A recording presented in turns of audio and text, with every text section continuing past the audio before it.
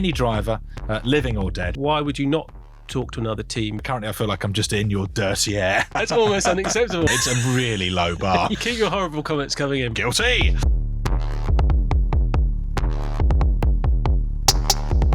Welcome to the Inside Track, the Formula One podcast that takes you behind the scenes of the biggest stories in the sport with exclusive access to Red Bull Racing. I'm broadcaster and Formula One fan Rick Edwards, but people in the know will call me the safety car. And I'm sports journalist Matt Magendy, better known these days as the Tyre Whisperer. Mm-hmm. Now, each week we bring you the latest F1 news, the backstage gossip. We also find out who's under pressure, but also who's thriving on the grid. This season, we've got the Inside Track on Red Bull Racing as they fight to retain their standing as the fastest team on the grid. In fact, so they're currently losing that fight. And if you want to see all the action from us in the studio and from race day, subscribe to our YouTube channel, the Inside Track podcast. So... Oof, you folded your arms to yes, start. I have. That's a really bad start. Yeah, well, it's ominous. If I'm working for Red Bull, my arms are folded about the weekend. That, I don't think, could have gone any worse from a Red Bull perspective. Like, complete disaster. Yeah. I mean, I suppose you could argue Tsunoda doesn't finish is worse, but in a way, coming last... And then your best driver not finishing is, I think, is almost worse. 2 DNFs would be better. I think so, yeah. Which is amazing, isn't it? Yeah. And I like quite often Formula One teams, and I'm sure Red Bull fall into this. They back. Shall I do this also? Fall into the trap and then try and sugarcoat and take a positive from it. Red Bull just didn't even try and do that. I think Christian Horner said Yuki had a horrible race, home race to forget, because obviously Austria being where Red Bull HQ is, no excuses. That really couldn't have gone worse. You know, Max speared into on lap one and then Yuki coming dead last. I think that for Max, he just felt like he was unlucky across the whole weekend, really. Like there's nothing that I think he will look at and think, well, what should I have done differently? It's just one of those weekends. Whereas with Yuki, it was just bad and he was bad. It was very, very tough weekend. And I did feel for him because he's like, I think he said something along the lines of maybe I'm doing something wrong. He just looked at a loss to explain, particularly the issue you seem to have with the tyres overheating and not being able to, make it work. And I think, there'll be a busy week for him and Richard Wood and the other engineers to try and remedy some things going to Silverstone because hope for a quick turnaround and a positive turnaround. Yeah. Richard Woody, who is Yuki Tsunoda's race engineer. So he's the guy, the Scottish accent you hear over the race radio, passing instructions, box, etc. That's his role. Box, drive a bit faster maybe, that sort of thing. Don't be rude. Overtake some people, is that an option? I'd be good.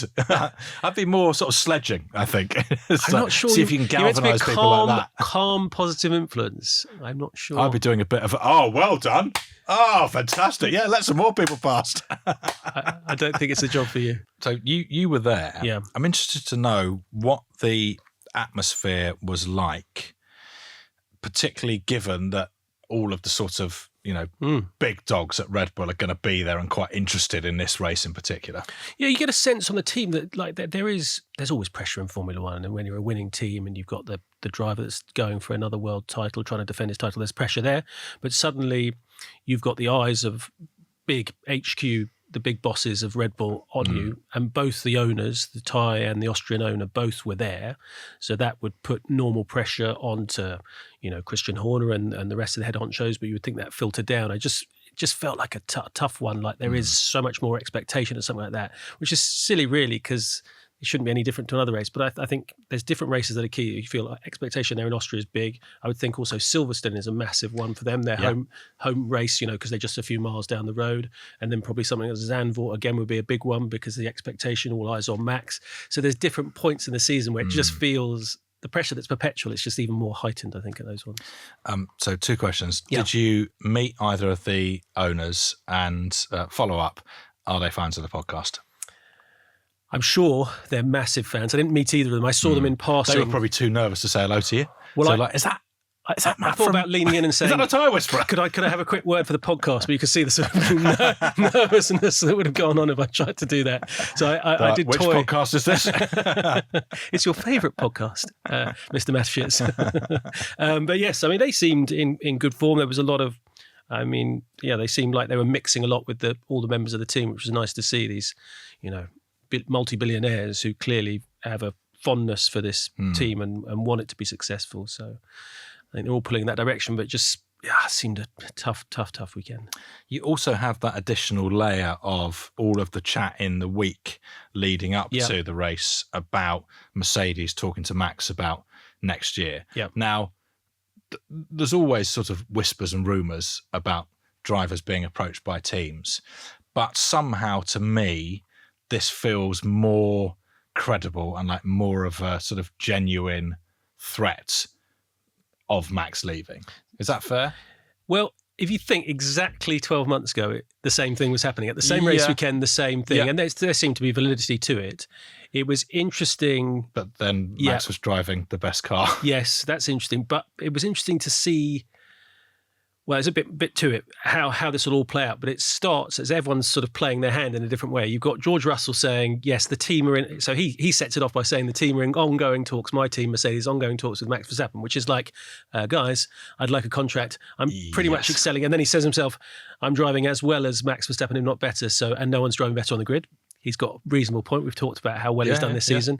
So then you have Toto Wolff coming going, oh, yes, of course we're having talks and George is doing a great job. So whether Mercedes are doing that to try and knock down the price of what George would be and George be happy for settling, whether George is trying to argue his case for staying. And then Max, you've got coming in, and why would you not talk to another team? You want to be with the very best car next season. So it seems sensible that his representatives would talk to anybody.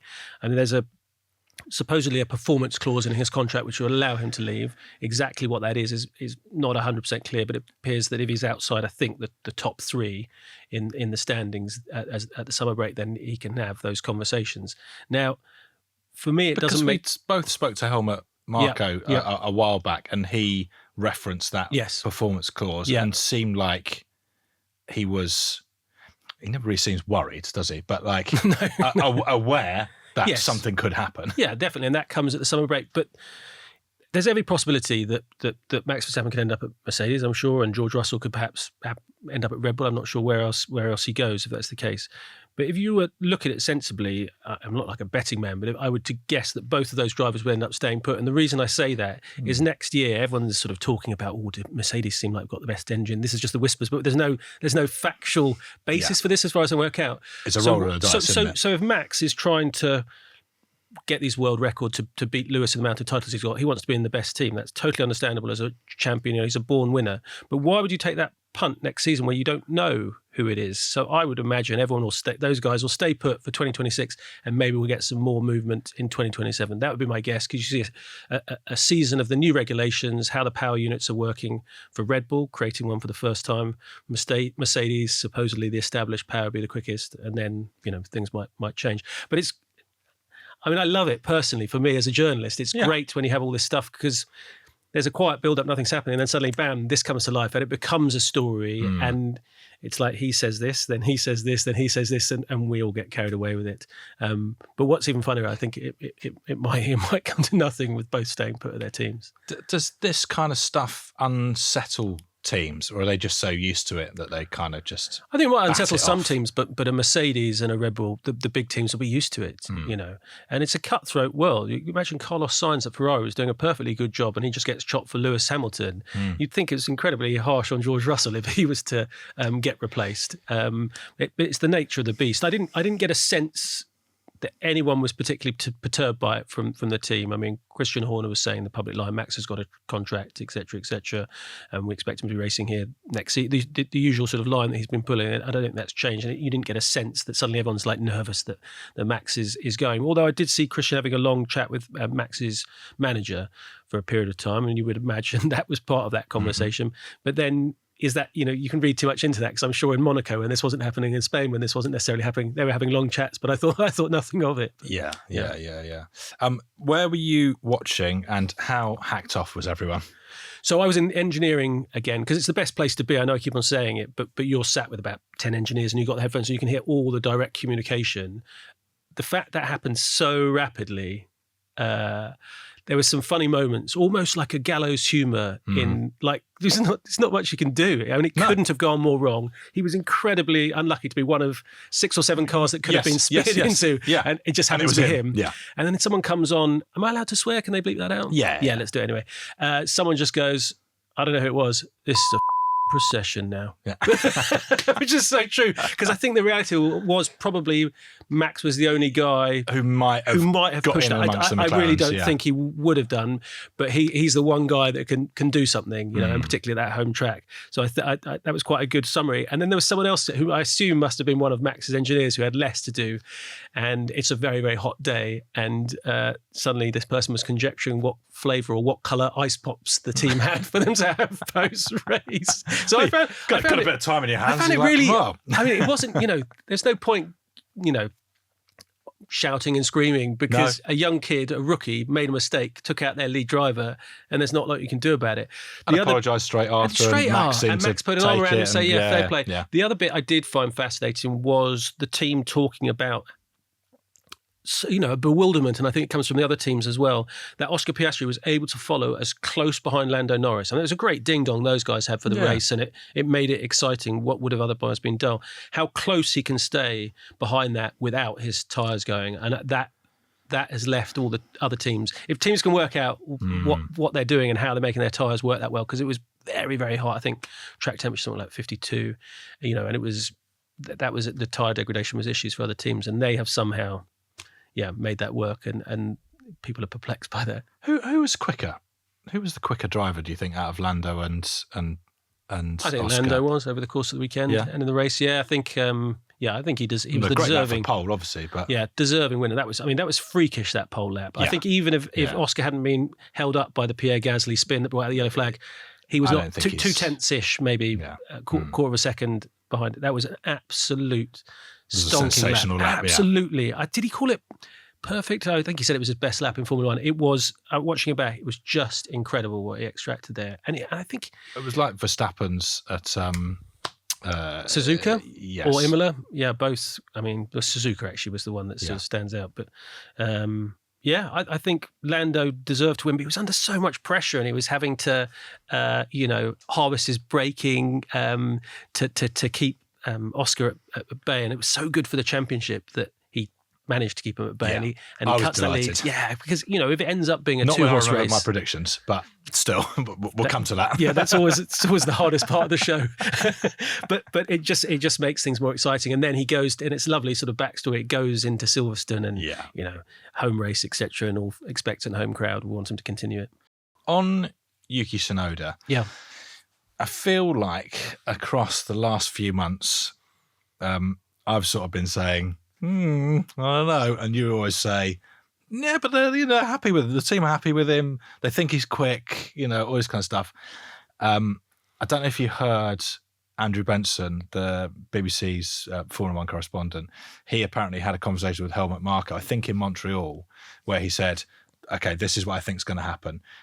You get rid of Tsunoda, you bring in Isaac Hadjar, you bring in Lindblad, the Racing Bulls. Racing Bulls. I genuinely still can't quite get it in my head. It's just they changed their team name too often. Racing Bulls, RBs.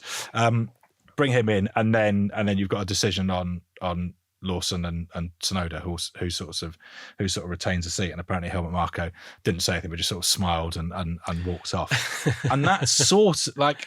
To be fair, he answers a lot of questions. Yes, agreed. But I do think that they're going to get a bit. They're cutthroat winners, and it's not good enough. And you can sort of make excuses, but only up to a point. And if any team is going to make another change during the season, it doesn't make sense to make. Clearly it's he's struggling to get to the grips with the car as Lawson was before. Is there any guarantee you bring in someone who's then going to master that car at the moment? I think there's still I know they're going to bide his time. I mean, if you think a week or so ago, people were talking about, well, it's more likely that Liam Lawson's now going to replace the RBs and they have to bring someone in, and then I don't think they're going to bring Liam Lawson back. No. But they were talking about replacing him at the sister team because he wasn't able to do anything, and suddenly he had a great race weekend and really high up in the points there. I mean, there is a lot of work for Yuki to do with Woody, with Richard Wood, his team, and his other engineers this week to try and get things right for Silverstone. It's a circuit he knows really well, that he's very familiar with, but he seems to be at a loss. And he's such a likable guy and such a want him to do well. For I sure. desperately do, and I know I'm a bit sort of biased with that. I sort of, having seen him up close and personal, you really will him to do well, and he's just a bit of a loss to explain why it's not quite working. I know I'm going to say this again. I do feel like there is going to be a click moment, and it hasn't happened yet. He just needs that Q3 lap for starter, and he needs to try and work out the tyres and how they work. But this is the weekend, isn't it? This is the one he comes good. Yeah, maybe. You don't look convinced. No, wait a second. no. Yeah, there you go. There we go. No, I think it's sort of like slightly heartbreaking, but yes, I accept they probably won't change again. But I think what is very likely is that he loses his seat at the end of the season unless he dramatically improves, which I guess, But then you'd bring in Hajar, who was, Yuki was doing a marginally better job than him, wasn't he? Yeah, but then he was doing a marginally better job than Liam Lawson, but they sort of chose Liam Lawson over him. It's all sort of slightly confusing, isn't it? But then if he does lose his seat, I don't know who's sort of coming in and going, we want you. Yeah, he needs to be scoring points consistently. Yeah. This is the fact. There's no secret. Yeah. He has to be finishing in the top 10 kind of each race. That's where he should be. He's in a car that's quicker than cars that are finishing ahead of him. So he needs to turn that around. I do still believe in Yuki. You still believe. Come on, trust the mug you've got. Yeah, trust I know. Yeah. I say all this as a big fan, paid up member of the fan club. Sort of quite. Third and fourth is. I should they were think good. that's really good from Ferrari. Except, but I think because they're that far back, they're from so the winners, far back that they took a step forward. They'd had some upgrades on the car, and those upgrades clearly worked. Yeah. But however, we talk about sort of whispers circulating. Quite enough. Suddenly, Fred Vasseur, the team boss, is not there. One of suddenly emerges. I think that was for personal reasons. Yeah, but I then have personal reasons. Yeah. Naturally, people start. Well, is he for the top? Is he be top? Or do you see all those rumours going around? So it's sort of maybe I've seen his performance in the Formula One movie. I would sack quite a few people. Not a best supporting actor Oscar nomination. Not for me to judge, but probably not. No, you haven't seen it yet. I haven't yet. Who's the best team principal in that, acting wise? Or any Formula One figure? Is there a standout? No, I guess Toto has a sort of, he doesn't sit quite as uneasily from him, maybe, but that's faint praise, isn't it? You're not putting that on the poster. No, it'd be amazing if that this performance doesn't sit quite so uneasily not as others. bad as the rest. Well, you must go and see this, and then I haven't done. I'm going to go and see it this coming weekend. You're going to see it next week. Yeah. It's an interesting film. What's your score out of 10? Well, we'll talk in more detail. Maybe I'll save it for next time. Yeah, I went and for my day job went and interviewed Jerry Bruckheimer about it, and he, in the space of how long did I talk to him for? Like 12 minutes, and I think he said, you got to remember, it's not a documentary. I think he said that 5 times. It's really that's obviously his line to sort of defend the fact that it's sort of mad nonsense film. I think it's not a documentary, but mad nonsense film. It's getting some pretty good reviews, and I think people will like mad nonsense. But it depends who, some of the action, those are. The in-car action, the racing is amazing. Actually, it is amazing. Yeah. It's really cool. They've done an unbelievable job on it. The story is. Look, don't want to spoil it for you. Don't. I'll have to form my own opinion. It will do that all itself.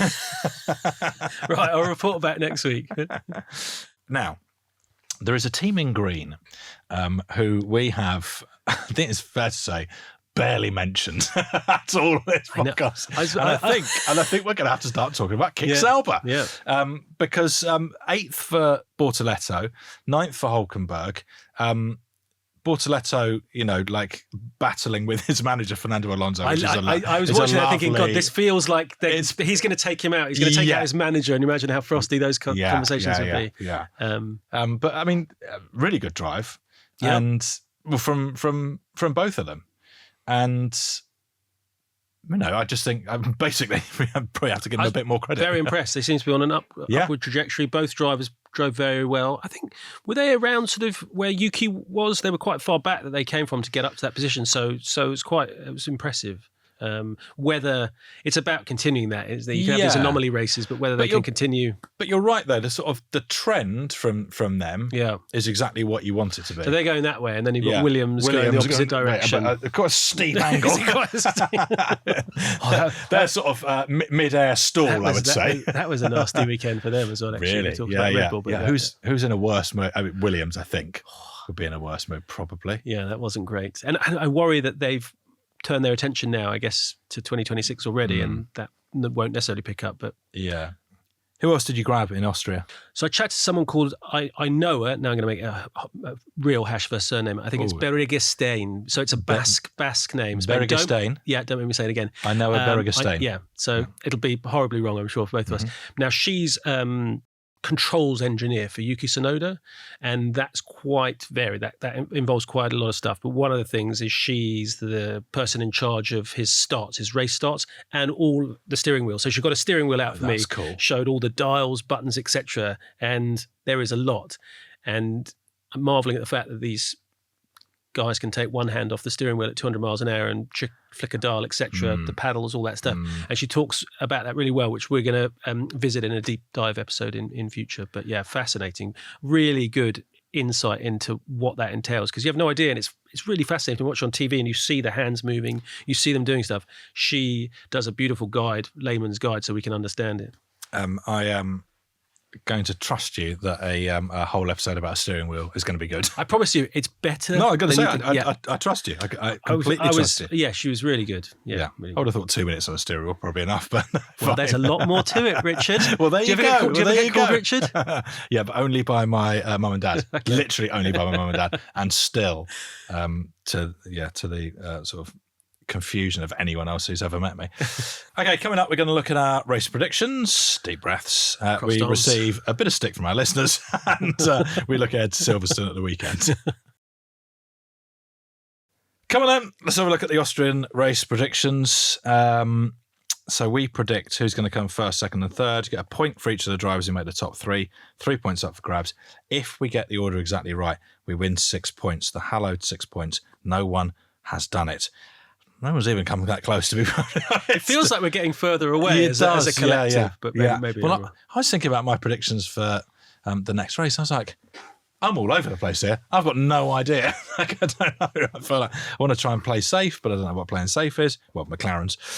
We are competing not only against each other, we're also competing against AI and you, the listeners and viewers. You can submit your predictions by checking out our Instagram stories. If you just search at the Inside Track _podcast.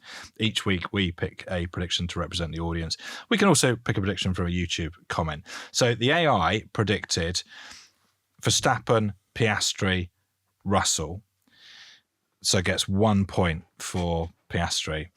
That's exactly what I went with. I can't remember what I was toying. I don't think it would have made a difference, because I think I just had an order difference. But anyway, I get a point, same as AI. Disappointing, really. The audience prediction came from a guy called Arthur. He had first Norris, second Verstappen, third George Russell. So gets 1 point. And then yours was better.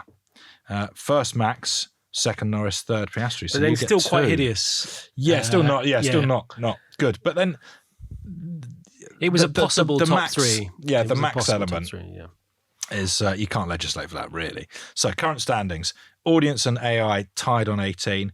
Me just ahead on 19. You streaking clear now. Would you say the McLaren of 23. predictions? I wouldn't say that, no, and I think you shouldn't have said it either. Of course. It's also very early on in the season still. I know it is. So you can still be caught. Of course, it's just that sweet if someone 6 gets pointer. a sweet 6 pointer, and I do intend to. But currently I feel like I'm just in your dirty air. This is a terrible phrase. So we've got some quite colourful Instagram comments, which is nice. Oh no, not positive. On the George Russell, Max Verstappen safety car brake checking incident at the end of the Canadian Grand Prix. And a lot of people are sticking up for Max and saying George did it on purpose, and they're accusing us of being British, guilty, and biased again.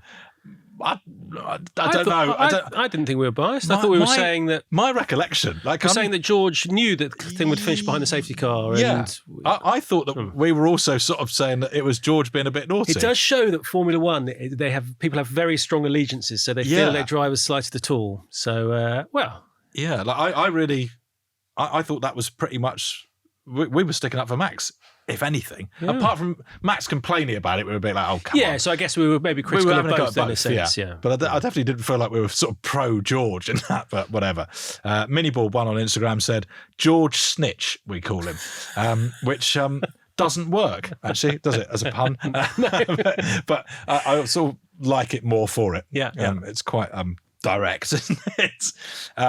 But it's a good way to lead into an interview that you did in Austria at the weekend with this guy, Steve Knowles, who is the sort of he's the guy who goes and talks to the FIA when someone has to go. Yeah, I think he's called head of sporting regulations or something like that. So effectively, Jonathan Wheatley, who left the team, that was part of his role.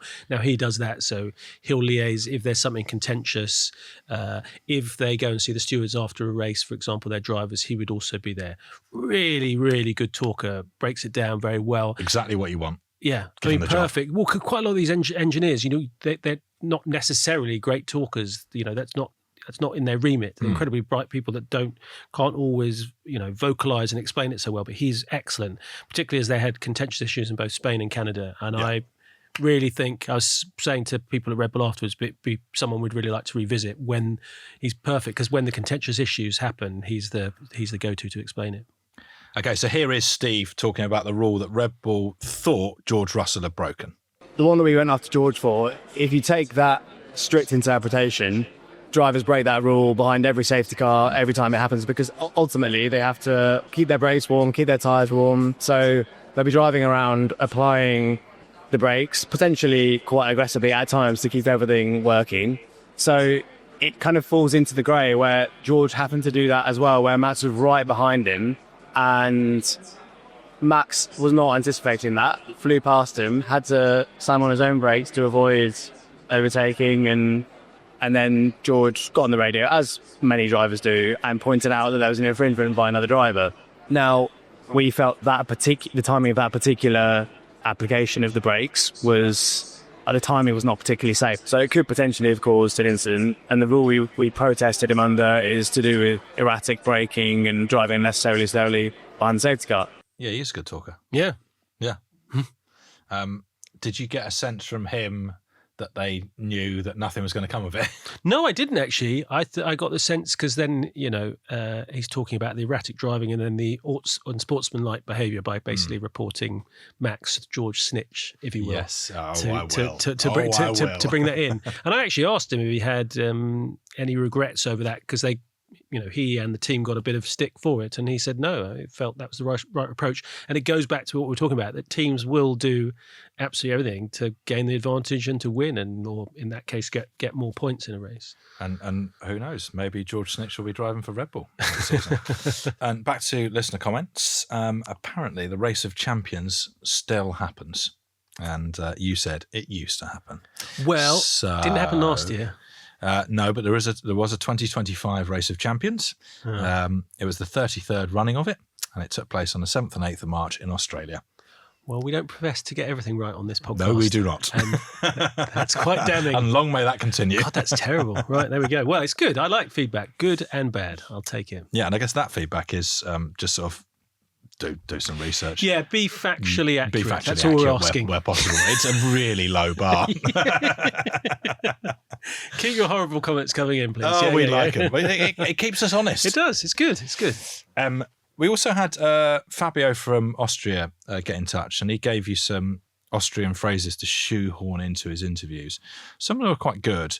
Do you know all these? Presumably? I'm afraid I already know what the meanings are. You know what they're. I could pretend, really but I don't. Any way of turning this into a game, I don't think. But you had "That's not my beer," which just means not for me, not my cup of tea. Yeah. I really like this one. That's where the dog is buried. Yeah, but I didn't know. If I had guessed, I would not have guessed. Would you have guessed that correctly? I mean, I did see the answer. I just don't think. It feels like a sort of. No, I would have thought it's like a place of like significance or something. like something untoward. Like it feels a bit more sinister than it is. It's actually just like the heart of the matter. Yeah. No, I wouldn't have got that. This is lovely. He's got a weapon in his head. Yeah, no, I like that. It's crazy. Yeah, that's a good phrase. And now the cheese is bitten means it's too late. Now that's the one that producer Nick was very confident that I'd be able to get into conversation. Yeah. Not the easiest phrases to like, things are going well in a chat. So, Steve, really fascinating to have your insights of what happened in Canada. Did Max have a weapon in his head? Or, I mean, what, I'm just not sure. No. Weapon in his head is harder. I think now the cheese is bitten. That's the one in Austria. Yeah.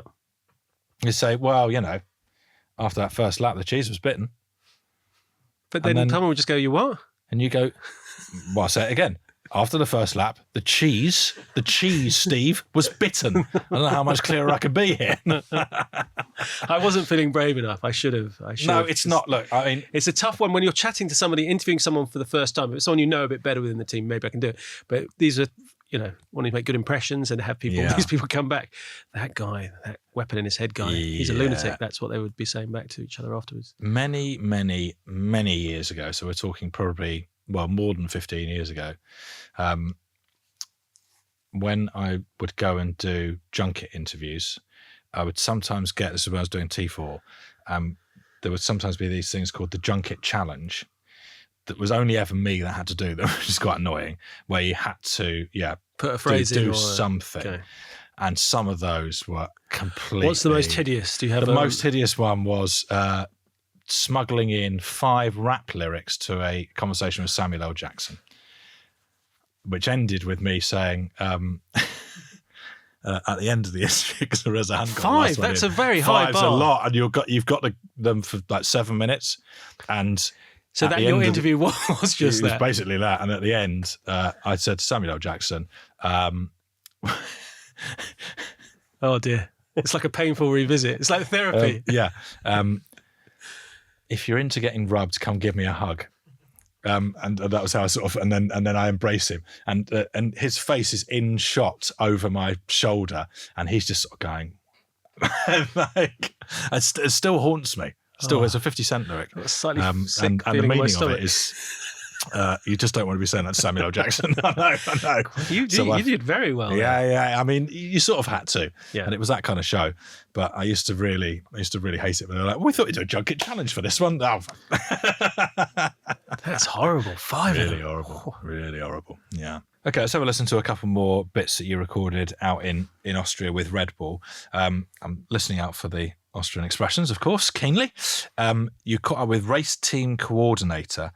Don't know if I know what that means exactly.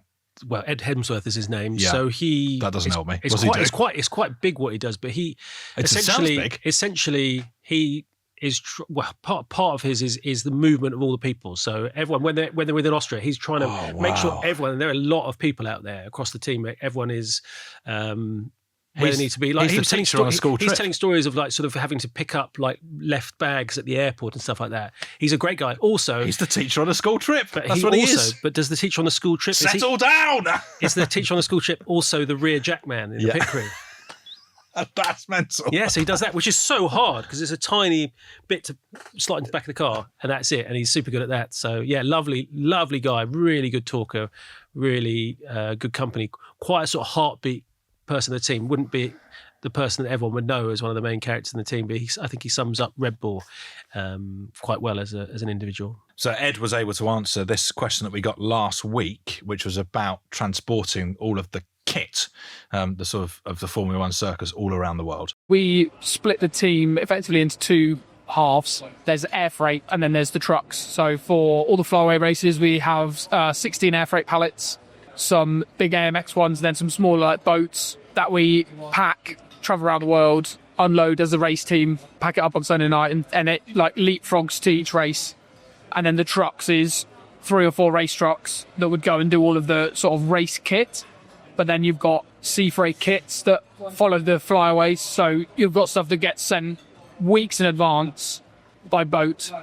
And those kits, there's 6 of those, and they leapfrog each other all around the world. So you might go to one in Australia that doesn't then get used till Canada, that then gets used in Miami, or however way it works. But the core cars are in the 16 air freight pallets that go leapfrog to each race.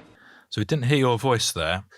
Did you use the phrase? I was too busy Any of the phrases? talking about cheese. Yeah, I think. Yeah. Just hear you muttering in the background. I tell you what, I felt for Ed. Clearly, his weekend is a long weekend. I've packed up and I'm walking out of the paddock to the drive to Vienna Airport that night, and he was still very busy packing up big old boxes of stuff. Yeah. Like you think the race finishes, you got your little over. wheelie suitcase. That's exactly what I had. See you later. Okay, see you in Silverstone. He's thinking, I make it there. Yeah. So I think it's a long days for some of those guys. You also caught up with garage technician Greg Reeson to chat tyres. Now, with a name like Greg Reeson, he must have a good nickname. So I would be calling him Stands To or Rymore, I think. Rymore's nice. Actually, that's not his nickname. You'll love this though. Yeah. His nickname is the Tyre Whisperer. No, it's not. Yes. So, but wait. So I chat to him. I chat to him about. He's basically Max Verstappen's tyre man. So he's the guy that gets tyres ready, make sure they're just up temperature, etc. So that is his job the whole weekend. So big pressure. He was talking about how he doesn't even watch the race because he has to have the tyres just so. Finish the interview. Don't know the nickname, and then find out. Oh, I heard you spoke to the Tyre Whisperer. Someone says. I'm like, oh my god. Well, hang on. So were they we've got to speaking revisit. to Greg though? No, they were speaking to me. So we're going to have to revisit the Tyre Whisperer meets the Tyre Whisperer. I mean, that's got to be an episode in its own right. It's the Spider-Man meme where you're both pointing at each other, but both going. But now mine feels very false. Like he literally is the Tyre Whisperer. That's his job. So anyway, yeah, there's a program to be worked on there. Yeah, I mean, I'm wondering, can he explain the types of tyre better than my Tyre Whisperer, you? I'm going to assume no, but let's hear him out. You're very generous, but you're wrong. For ease and for everyone to understand, you've got the hardest compound, which will have the least deg. It will go on, it will keep going for longer, but you don't get the same grip and the same performance as a soft. Thing is, with the soft, you push it and it's a very small operating window in that as well, so you could push it too hard and it falls off a cliff. And the tyre set becomes pretty useless. He's skidding around on it. I'd love to be the type of person who could say deg and sound quite cool. I thought Greg second half of the season, I reckon we'll get you saying deg. Saying deg. Yeah. What about a deg on Didn't I slipped in the other week and you picked me up on it? I don't think you've quite got it. I think I nearly. Yeah, no, I'm not saying you won't get there. I'm just saying you haven't quite got it at the moment. I'm miles off. A few races. I I'm I just don't think I was authentic. Tyre degradation. Yeah, it's got to be full. Yeah. Okay. We'll get there. We'll both get there. I don't know if I will. I'm confident in you, though, as my Tyre Whisperer. I mean, I assume that you chatted for hours about tyres with Greg, and he must have given you some more tidbits. Longer than you think. Mm-hmm. One bit I liked is he talks about longer than the steering wheel. Similar length of time, but equally fascinating. But what he was saying, how he doesn't even watch the race because he's just staring at these tyres and the temperatures and making them just in this perfect window. So he barely sees the race and he's called into action. This is like the ultimate nerd. He's a great guy. He's a real colourful character, I think. But also part of a question I couldn't answer last time around. I didn't know what the compound was of the intermediate, so when there's a little bit damp out there and the extreme wets are, and he was explaining how those are always soft. So the slick tyres that you'd have normally in a dry race are hard, medium and soft, but the extremes, those are the wets, and the intermediates are always a soft compound. Always tyre. soft. I did not know that. There we go. So I felt I was learning something. I didn't feel too stupid asking, or he was very nice about it if I was appearing stupid. A little education for you. Now, on the basis that I didn't hear your voice once in either of those clips, I have no way of judging. It was a tight show today. I think I managed to get all four in. You did you? Yes, that's interesting. Yes, just not been very well edited this week. I'll check back through the rushes. Yes, if you could. Yeah. Or did I not manage to get any in whatsoever? I'll let you decide. I am going to carry on with this international phrase game in inverted commas, but not for that much longer because it's ridiculous. Because you just won't do it. I'll get better. It's just there's a lot to think about. Yeah, there is. Next up, it is time for us to get British, guilty, and biased. On this one, guilty, and preview the best sporting event in the history of the world, the British Grand Prix at Silverstone. Yeah. So the next race on the Formula One calendar is Sunday, the 6th of July. It's at Silverstone. And for me, we talked about this ages ago, Silverstone, first Grand Prix circuit I ever went to, first time I ever saw Formula One cars racing around a track, like it's the one. And I get that is because, I'm British, and obviously that's the first one I went to. But it does it's have one of the something, greats on the doesn't it? calendar. It's the first sort of official Formula One Grand Prix, When was 75 the year first Grand anniversary, Prix? 1950. Yeah. So at Silverstone, 75 year I anniversary never of the believe sport. anything you say anymore, but yeah, Well, I'm gonna, you can I'm see gonna it's take 1950. F1 75 Yeah. everywhere. Yeah. I'm sure someone will correct Yes. me. But yeah, 75 year anniversary of Formula One World Championship and that first race. And so it's not been a perpetual feature on it. I think weirdly, not weirdly, at Brands Hatch we had it, but also Aintree hosted some Formula bizarre, One, isn't it? some Yeah. British Grand Prix in the past. But Silverstone you think of as the home of the And they British still Grand had Prix. the fences, didn't they? Which made it a complete.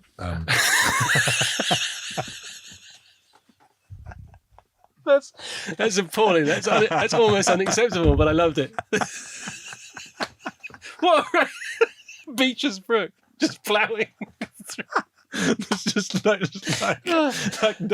foliage in the driver's faces. Oh, it's too much. Oh dear. Well, look, we enjoy ourselves. So that's the important thing. Let me try and bring it back. Okay. The other thing, like, there are some races that are so well attended, and I'm still funny, but it's not funny. I'm so sorry.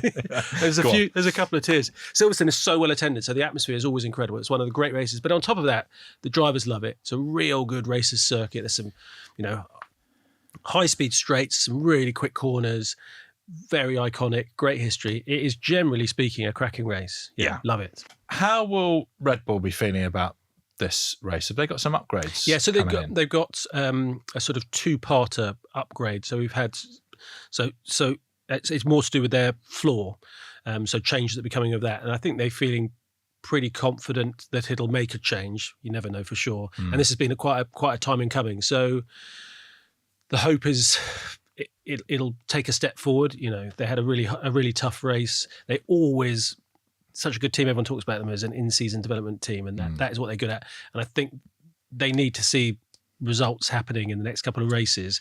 Whether that's enough to be catching those McLarens or not, it'd be interesting to see.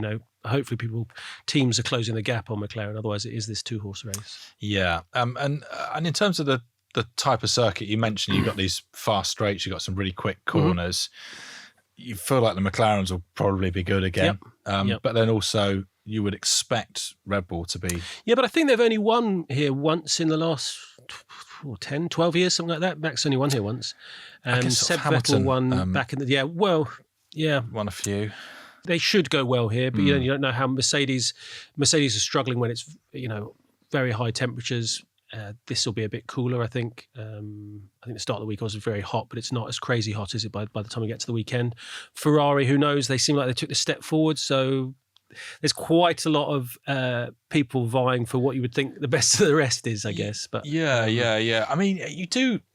There is a sort of romantic in me again that thinks Lewis Hamilton loves Silverstone. He does, and Ferrari have made some progress. Like, could he challenge? Like, well, I didn't think he could win. It's his circuit. I didn't think he could win last year, and no, yeah. He could, I guess. You would think if British challenge is most likely to come from Lando. Yeah.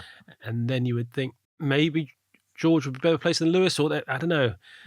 It's that lovely, I think we mentioned on the podcast before, that Nigel Mansell saying home crowd's worth a second a lap. Yeah. Clearly not true, because that's just impossible. But, the fact it gives you that lift, and Hamilton produces some magic there, year upon year. Yeah. Is the title challenge, I mean... Verstappen and Red Bull have been talking it down the whole time. Is it now hard to see a way back, or at least without a decent result this weekend coming at Silverstone? I think then you would probably say it's going to be... Yeah, well, Helmut Marko said, obviously he's quite honest, said championship is over. Christian Horner said to us reporters chatting to him afterwards how it was... looking like it's a two-horse race. It's not a full admission, and they're so competitive though. Mathematically, there's still a possibility they're gonna go for it and believe it's a possibility, but they do need these next couple of races. So this one's integral for them, and the next one to be pegging back some points because it's getting sizable. It's plus 60. That's a big margin now. Yeah. Okay, shall we do our predictions then? First of all, AI's prediction, and I'm taking quite serious issue with this. So, it predicted that Sergio Perez was going to come second. And Is that what happened a lot? And producer Nick reminded the AI that he no longer races. My point is, I don't get any help with my predictions. You don't get any help with your predictions. If the AI wants to say Sergio Perez is coming second, that's its prediction. That should stick. It Producer sticks. Nick, I It think sticks. that should stick. It sticks. That is wonderful. It's fantastic. And the idea that we would let it off is lunacy. No 6-pointer this week. I would be extremely Can you surprised. imagine if someone's ill or something and they bring in Perez? That would be incredible. I would. So I think I'd give up on the where's spot. he finishing? So he's finishing second. Nigel Mansell first. And Nicky Lauda, a creditable third. No, so they got Lando Norris in first, fine. Sergio Perez in second, it's not fine. And then Charles Leclerc in third. Oh, that's rest of it is sensible. That's wonderful. It's really good, isn't it? That is so good. Okay, so I've gone. I think I've played it pretty safe because I need to start eating into your lead. I've just gone Norris, Piastri, Verstappen. You know, nothing. I was tempted to put Hamilton in there, but I couldn't quite. Yeah, I didn't quite have the balls. I've got Ricardo Patrese, Gerhard. You've unfortunately done my three. Oh, in the same order? Genuinely in the same order. Wow. Now, what do I do here? I always like to be different, but I think... Yeah. Well, up to you, but... Oh, no. I'm going to stick with it. Play your own game. I'm going to stick with it because that's what my gut said. Yeah. So we're going to... Imagine we're both 6-pointer over the AI. That'd be a bit annoying for me, though. I need a 6-pointer to reel you in. I get you, but you'd be celebrating something. No, I'd be happy. Of course, I'd be happy. I so believe that to be the order. Yeah. And we'll both be totally wrong. Of course, yes. Now, remember, you can follow the show on Instagram and TikTok. You can watch us on YouTube. Subscribe to us while you're there. Links are in the podcast show notes. Also, send in your predictions for the next race. Your 1, 2, 3. Any driver, living or dead, really. And you can you can do that by checking out our Instagram. Not competing. But, You can do that by checking out our Instagram stories, or you can leave a comment on YouTube. Links are in the show notes. Also, do send in any questions or thoughts or criticism of the show to our email address, theinsidetrack@bbc.com. And we'll see you next week for reactions to the British Grand Prix. And we will do a review of the Formula One movie, which I have seen. You are going to go and see this weekend. I'm pretty sure I know what you are going to think of it, because I think it's going to be similar to what I thought of it. The Inside Track is funded and made by BBC Studios, a commercial company that is wholly owned by the BBC. It's produced by Nick Thompson. Video editing and social media is by Georgina Revel. James Cook is the executive producer.